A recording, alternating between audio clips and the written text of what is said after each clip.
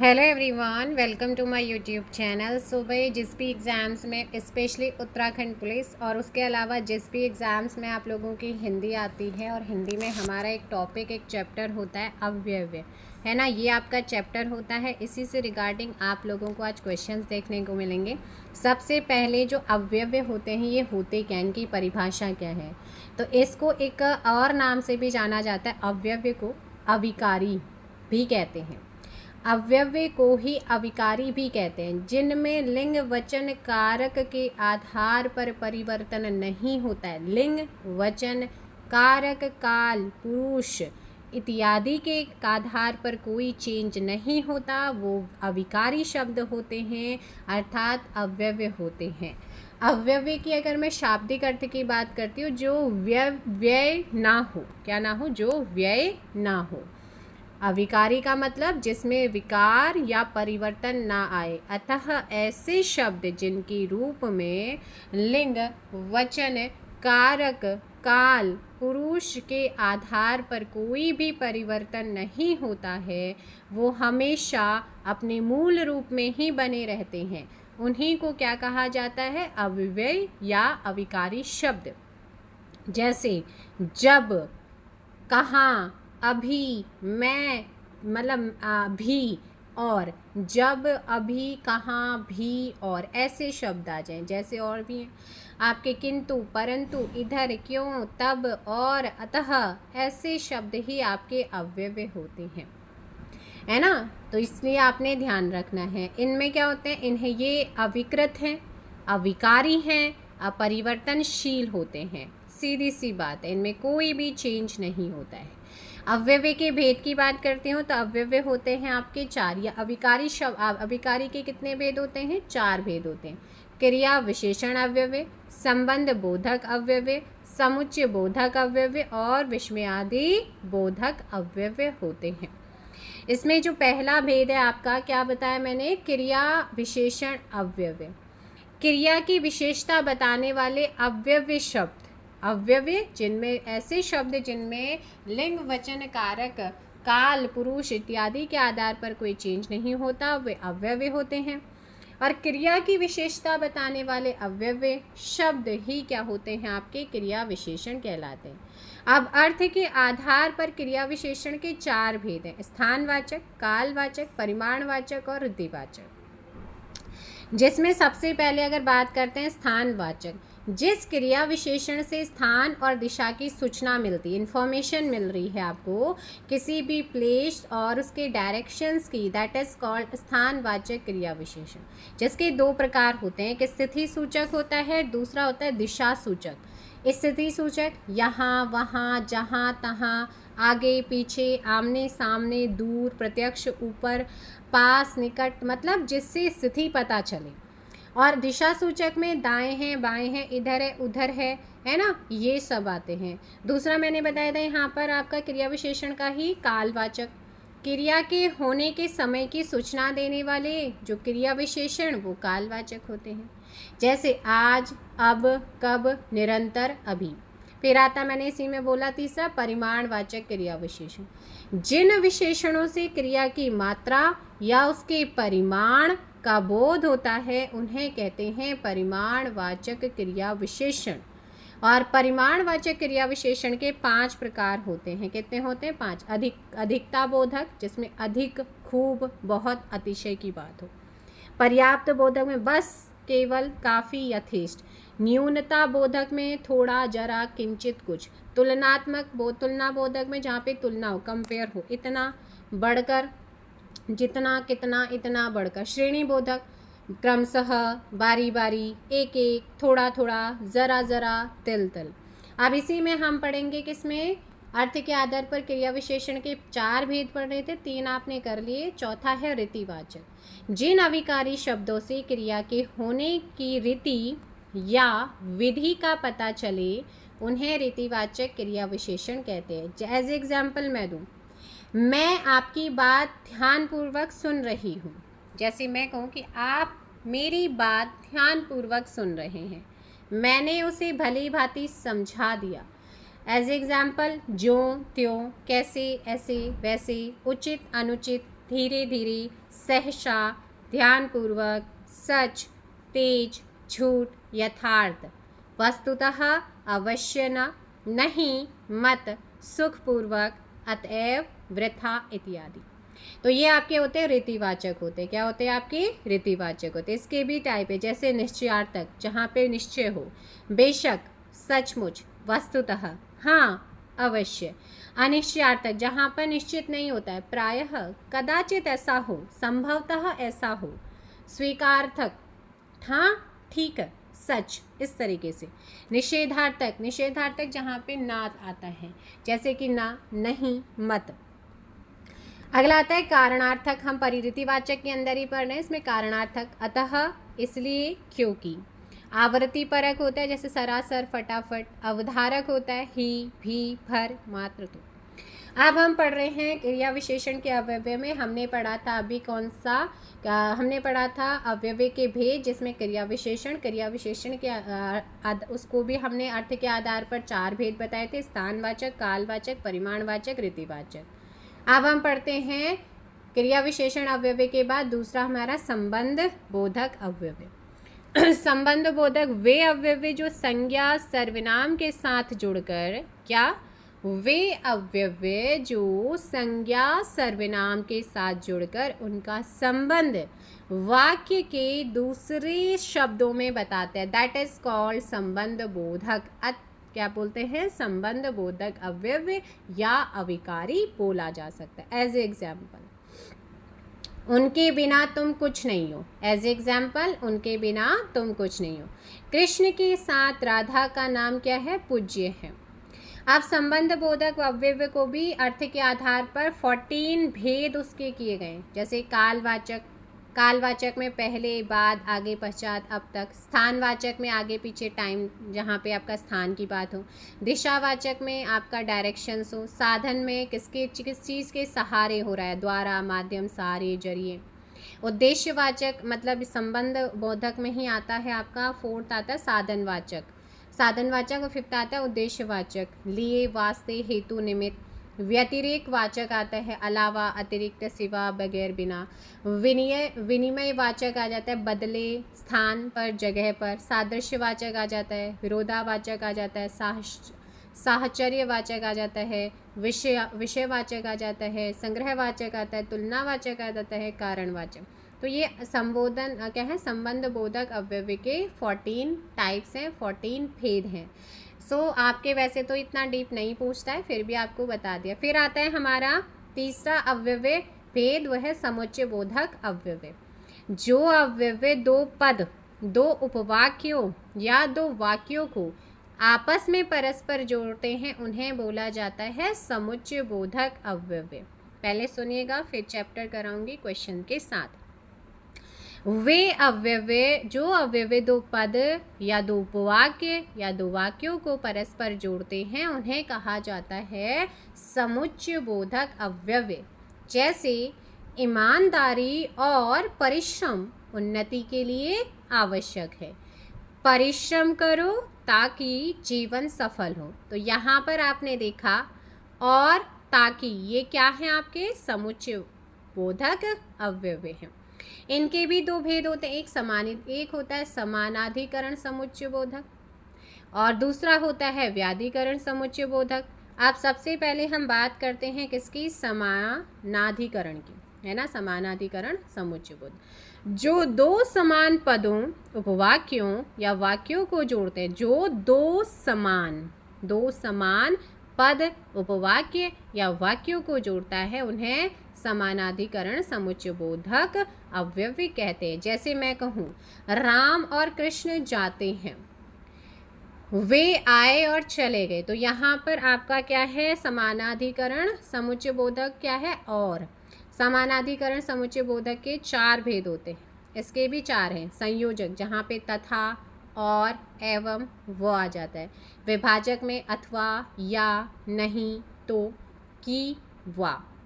विरोधावाचक में परंतु, किंतु, लेकिन, वरन। परिणाम दर्शक में इसीलिए, अतएव, अतः, इससे, इस कारण, इस वास्ते, एतदर्थ। अब दूसरा चलते हैं हम, समुच्चय बोधक का दूसरा टाइप आता है व्याधिकरण। जो अव्यव्य मुख्य वाक्य से एक या अनेक आश्रित वाक्यों को जोड़ते हैं उन्हीं को क्या कहा जाता है? व्याधिकरण समुच्चय बोधक अव्यव्य।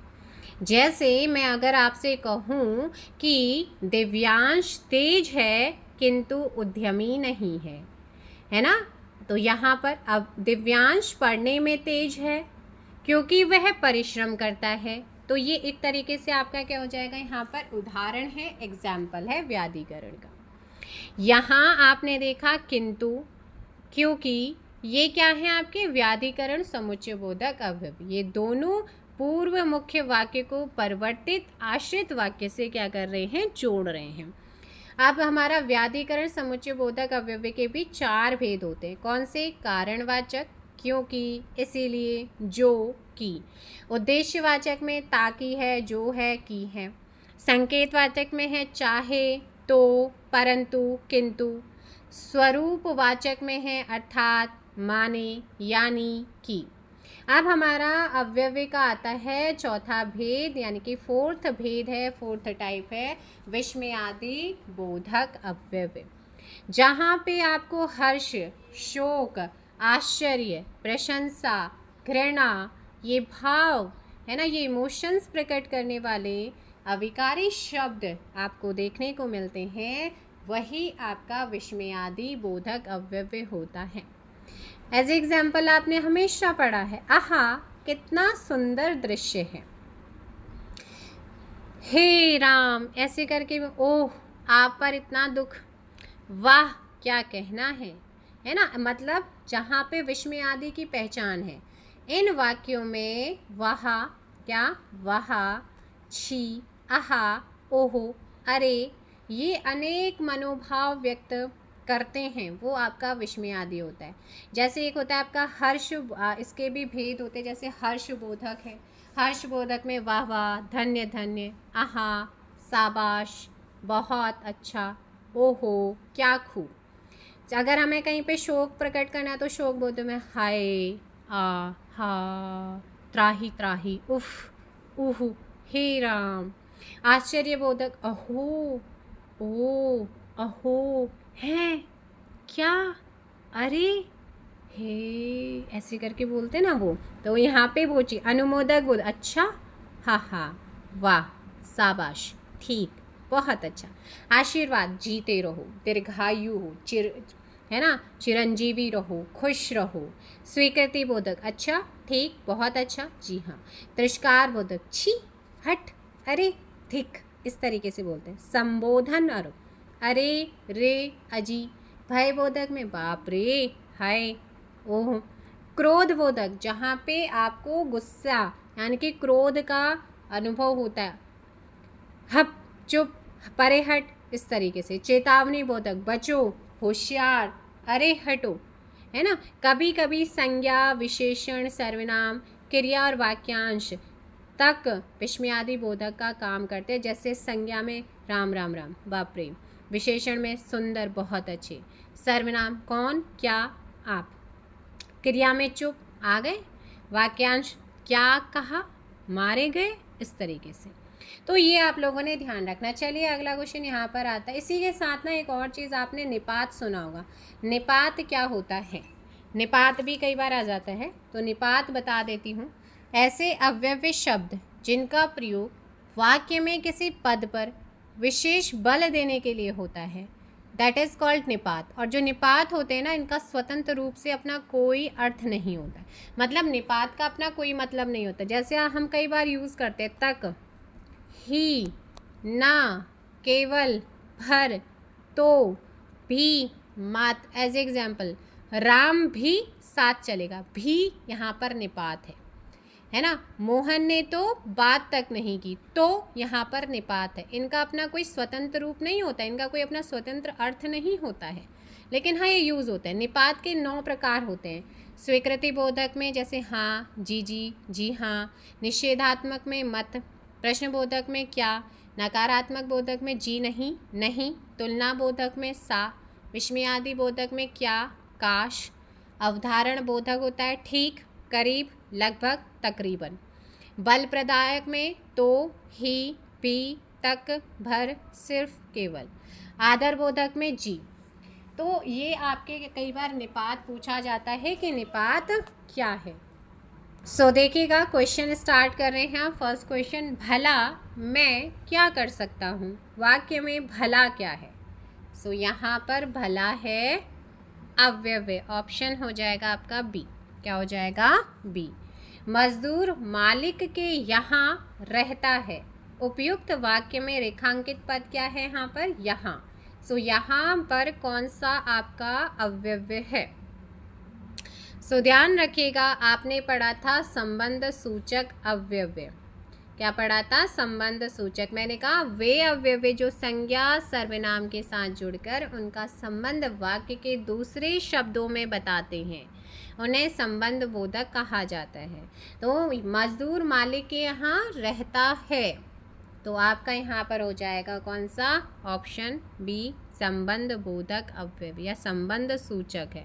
कौन सा हो जाएगा यहाँ पे? संबंध सूचक। आपका ध्यान रखिएगा। सो नेक्स्ट क्वेश्चन यहाँ पर आता है, निम्न में से कौन सा अव्यय का भेद नहीं है। अव्यय के मैंने 4 भेद बताए, क्रिया विशेषण अव्यय, समुच्चय बोधक अव्यय, संबंध बोधक अव्यय और विस्मयादि बोधक अव्यय। सो कौन सा भेद मैंने नहीं बताया था? अनिश्चयवाचक वाला नहीं बताया होगा, है ना। सो ऑप्शन हो जाएगा यहाँ पर डी।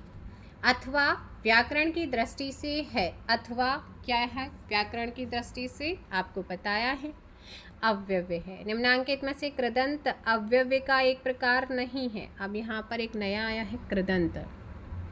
सो यहाँ पर पूर्ण क्रियाद्योतक, तात्कालिक कृदंतक, पूर्वकालिक कृदंतक, लेकिन भूतकालिक कृदंतक नहीं होता है।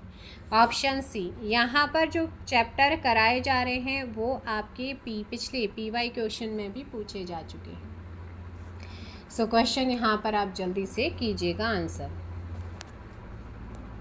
जो शब्द दो वाक्यांशों, शब्दों और वाक्यों को जोड़ने का कार्य करते हैं वे हैं। जो शब्द दो वाक्यांशों, शब्दों और वाक्यों को जोड़ने का काम करते हैं वो होते हैं आपके समुच्चय बोधक। मैंने आपको बताया था समुच्चय बोधक में जो अव्यय दो पद, दो उपवाक्य या वाक्यों को जोड़ते हैं वो समुच्चय बोधक अव्यय कहलाते हैं। सो ऑप्शन हो जाएगा यहाँ पर समुच्चय बोधक। नेक्स्ट क्वेश्चन आता है क्वेश्चन नंबर 7। मैं जल्दी जाऊँगा ताकि आराम कर सकूं। वाक्य में रेखांकित शब्द क्या है? ताकि। ताकि मैं क्या कर सकूं? आराम कर सकूं। तो ये संबंध बोधक है। क्या है? संबंध बोधक है ना। संबंध बोधक आपको ध्यान रखना है। चलिए नेक्स्ट क्वेश्चन है, क्रिया विशेषण के एक भेद है। क्रिया विशेषण एक भेद है किसका? सो क्रिया विशेषण एक भेद होता है अव्यय का। अविकारी शब्द क्या होता है? अविकारी शब्द क्या होता है? जल्दी से कमेंट कर दीजिएगा, अविकारी शब्द क्या होता है। सो ध्यान रखना है, अविकारी ही अव्यय होते हैं। ऑप्शन आपका बी हो जाएगा। चलिए नेक्स्ट क्वेश्चन आता है, वह पढ़ता है लेकिन बात बहुत करता है। वह पढ़ता है लेकिन बात बहुत करता है। और यहाँ पर पूछा है कि व्याकरण की दृष्टि से रेखांकित शब्द, रेखांकित है लेकिन, और लेकिन हमारा यहाँ पर क्या होता है? अव्यय। कौन सा पद विकृत नहीं होता है ना। विकृत नहीं होता है कौन सा पद? सो यहाँ पे जो विकृत नहीं होता है, जिसमें चेंज नहीं होता है, अव्यय। मैं वहाँ होकर आया हूँ। वाक्य में अव्यय शब्द कौन सा? मैं वहाँ होकर आया हूँ। सो मैंने बताया था वहाँ यहाँ पर क्या है? अव्यय है। सो 12 का ऑप्शन क्या हो जाएगा? ए बिल्कुल सही होगा। निम्न में अव्यय है, इनमें कौन अव्यय है? कृष्णा, उत्तर, जापान। ठीक, तो अव्यय कौन सा यहाँ पे? ठीक है। परिमाणवाचक क्रिया विशेषण अव्यय क्या है? परिमाणवाचक क्रिया विशेषण अव्यय क्या है? तो यहाँ पर परिमाणवाचक की अगर बात करते हैं तो परिमाणवाचक में कौन सा आ जाएगा? जल्दी से कमेंट कर दीजिए। सो ध्यान रखना है, जब परिमाणवाचक की हम बात करेंगे सो यहाँ पर आपका आंसर हो जाएगा अत्यंत। क्या हो जाएगा? अत्यंत हो जाएगा। उसने कटोरा भर दूध पिया, वाक्य में अव्ययी शब्द, उसने कटोरा भर, तो यहाँ पर क्या है, भर। वाह वाह कितना सुंदर दृश्य है। तो आप बता दो विस्मयादि बोधक का कौन सा रूप है यहाँ पर, हर्षबोधक है। क्या है, हर्षबोधक, खुशी हो रही है ना। वह आया और मैं गया, इस वाक्य में समुच्चय बोधक शब्द बताइए। वह आया और मैं गया, तो यहाँ पर क्या हो जाएगा, और। जिन अवयवों का संबंध वाक्य से नहीं वक्ता के हर्ष शोक आदि भावों से होता है वे होते हैं, तो इनको क्या कहा जाता है, विस्मयादि बोधक कहते हैं। कौन सा समुच्चय बोधक अव्यय नहीं है, इनमें से कौन सा समुच्चय बोधक अव्यय नहीं है, सो ध्यान रखिएगा। अथवा, अतएव, अर्थात ये अव्यय होते हैं। आजन्म आपका अव्यय नहीं है, ऑप्शन ए। नेक्स्ट आता है समुच्चय बोधक को कहते हैं। तो मैंने स्टार्टिंग में बताया था कि जो आपके समुच्चय बोधक है वो कैसा शब्द है, अविकारी है, विकारी है या कैसा है। तो आप सभी जानते हैं ये एक अव्यय है, अव्यय को ही अविकारी कहते हैं, ऑप्शन बी। हमें प्रतिदिन सूर्य नमस्कार करना चाहिए, रेखांकित शब्द है यहाँ पर प्रतिदिन। अब प्रतिदिन क्या है, अव्यय है। क्या है, अव्यय। जिन शब्दों में लिंग, वचन, कारक, काल, पुरुष आदि के कारण कोई परिवर्तन नहीं होता है वे शब्द कौन से होते हैं, वे शब्द क्या कहलाते हैं, तो वे शब्द होते हैं अव्यय अर्थात अविकारी।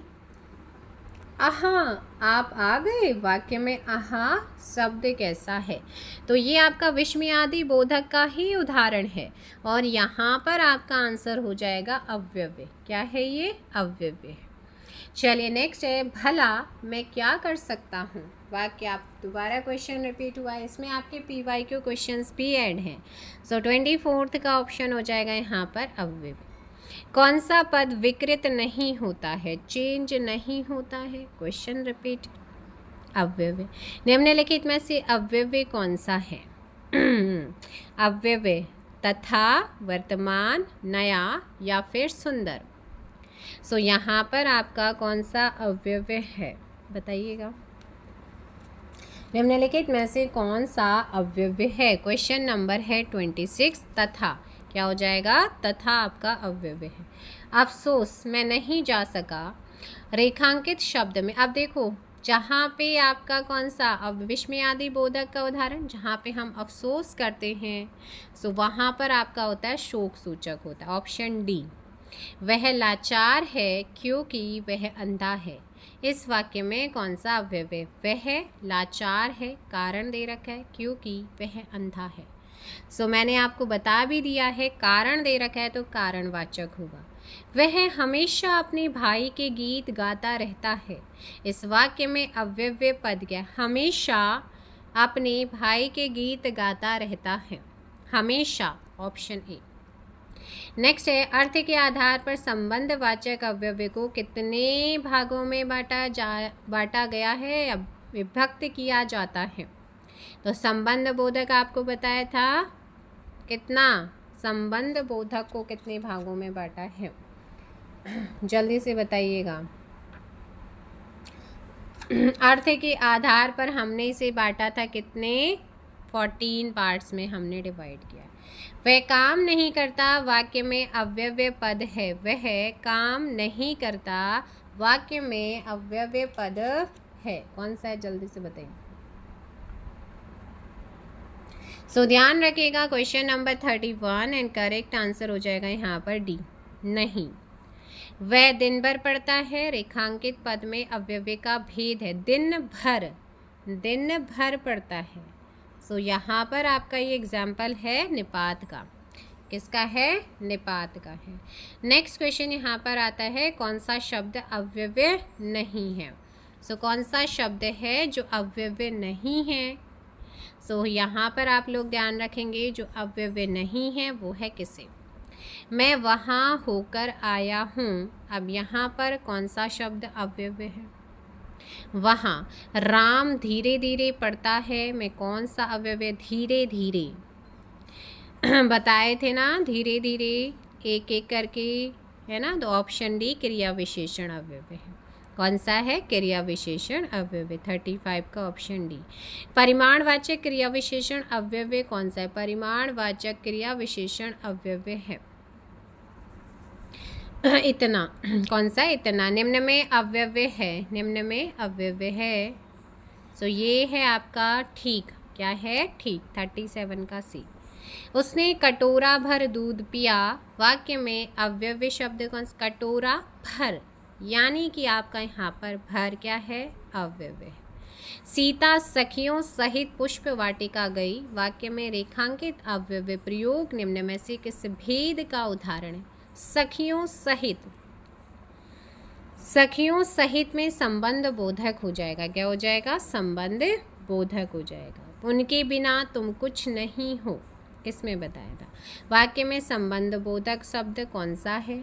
उनके बिना तुम कुछ नहीं हो। सो यहाँ पर बिना। रात भर जागना स्वास्थ्य के लिए अच्छा नहीं, रेखांकित शब्द है भर, इसमें पहचानना है क्या है? संबंध सूचक है अव्यय। ऑप्शन बी आपका सही हो जाएगा।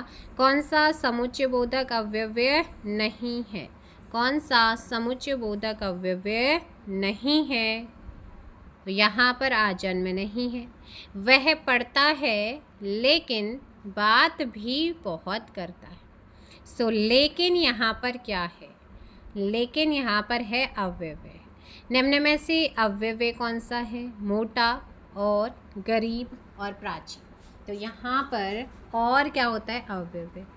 अथवा व्याकरण की दृष्टि से है, अथवा व्याकरण की दृष्टि से है, तो अव्यय है। निम्न में अव्यय है, निम्न में अव्यय है। सो क्वेश्चन नंबर 44 निम्न में से अव्यय है। सो ध्यान रखिएगा, इनमें जो अव्यय है वो है आपका ऑप्शन बी और अथवा व्याकरण की दृष्टि से है। सो आपने पहले भी किया है। अथवा क्या है? अव्यय। निम्न में अव्यय कौन सा है? आहा, भारत, शाम, दक्षिण। इनमें से अव्यय होगा आह। इधर, उधर, जिधर, किस प्रकार के अव्यय हैं? तो ये आपके क्या बता रहे हैं? दिशा, कि ये यहाँ है, ये इधर है, वो उधर है। यहाँ पर ऑप्शन हो जाएगा दिशावाचक। निम्न में से कौन सा उत्तर अव्यय के भेदों से असंगत है? कौन सा उत्तर अव्यय के भेद आपको बताए हैं? कौन कौन से भेद बताए? कमेंट करो जल्दी से। क्रिया विशेषण अव्यय, संबंध बोधक अव्यय, विस्मयादि बोधक अव्यय और समुच्चय बोधक अव्यय। जिसमें क्रिया विशेषण के भी भेद बताए थे 4, स्थानवाचक, कालवाचक, परिमाणवाचक और रीतिवाचक बताए थे। और मैंने परिमाणवाचक भी भेद बताए, अधिकता बोधक या पर्याप्त बोधक, न्यूनता बोधक, तुलना बोधक और श्रेणी बोधक। रीतिवाचक के भी भेद बताए थे, निश्चयार्थक, अनिश्चयार्थक, स्वीकारार्थक, निषेधार्थक, कारणार्थक, आवृत्ति परक है और अवधारक है। उसके अलावा संबंध बोधक की भी मैंने कराया था, जिसके 14 भेद बताए। कालवाचक, स्थानवाचक, दिशावाचक, साधनवाचक, उद्देश्यवाचक, व्यक्तिरेख वाचक, विनिमयवाचक, सादृश्यवाचक, विरोधवाचक, साहचर्यवाचक, विषयवाचक, संग्रहवाचक, तुलनावाचक और कारणवाचक। उसके बाद समुच्चय बोधक, जिसके मैंने 2 भेद बताए, समानाधिकरण समुच्चय बोधक और व्याधिकरण। समानाधिकरण की बात करते हैं, इसके 4 भेद, संयोजक, विभाजक, विरोधवाचक, परिणाम दर्शक। और जो आपका व्याधिकरण समुच्चय बोधक है उसके भी मैंने 4 भेद बताए थे, कारणवाचक, उद्देश्यवाचक, संकेतवाचक, स्वरूपवाचक। उसके बाद 4th भेद मैंने बताया था अव्यय का, विस्मयादि, जिसके अंदर मैंने अनेक भेद जैसे हर्ष बोधक, शोक बोधक, आश्चर्य बोधक, अनुमोदक बोधक, आशीर्वाद बोधक, स्वीकृति बोधक, तिरस्कार बोधक, संबोधन बोधक, भय बोधक, क्रोध बोधक, चेतावनी, है ना। इसके अलावा मैंने कहा कि कुछ ऐसे भी हमारे होते हैं विस्मयादि, जिसमें संज्ञा है, विशेषण है, सर्वनाम, वाक्यांश, क्रिया। इसके अलावा निपात आपको बताया, जिसके 9 प्रकार बताए थे। तो अब यहाँ पर इस क्वेश्चन का आंसर हो जाएगा विसर्ग बोधक क्योंकि ये मैंने नहीं बताया है।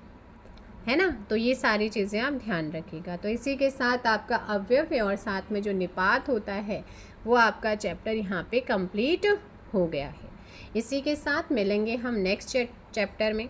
उत्तराखंड पुलिस के लिए हिंदी अब कंटिन्यू रहने वाली है। उसके अलावा भाई उत्तराखंड के जितने भी अपकमिंग एग्ज़ाम्स हैं उन सभी में हिंदी आती है। बाकी कुछ चैप्टर मैंने आपको कराए, जैसे आपका वर्णमाला कराए। अगर आपने वर्णमाला एक बार कर लिया उसके बाद एक भी क्वेश्चन बाहर नहीं जाएगा। आप खुद लगा के देख लीजिएगा, PYQ सीरीज़ में मैंने कराया भी है। उसके अलावा मैंने वहाँ पे संज्ञा, सर्वनाम, कारक वगैरह भी कराए हैं, तो आप उनको भी देख लीजिएगा। विकास कराया हुआ है आप हिंदी का, वो कर लीजिए, है ना। अभी यहाँ पे अव्यय वाला चैप्टर डेली इसी प्रकार से अभी आपको हिंदी के चैप्टर मिलेंगे, प्रैक्टिस चलेगी, PYQ सीरीज़ के साथ चल रहे हैं। खुद करके देखेंगे, आप पता चल जाएगा। उसके बाद आप PYQ लगाइए, उसमें भी आपको पता चल जाएगा कि क्वेश्चन मिल रहे हैं या नहीं मिल रहे हैं। मिलते हैं नेक्स्ट वीडियो में। इसमें फ़िलहाल इतना ही। वीडियो को लाइक और शेयर कीजिए, और नेक्स्ट चैप्टर कौन से टॉपिक पे चाहिए वो भी आप कमेंट कर सकते हैं। Thank you so much. जय हिंद, जय भारत, जय उत्तराखंड, जय देवभूमि।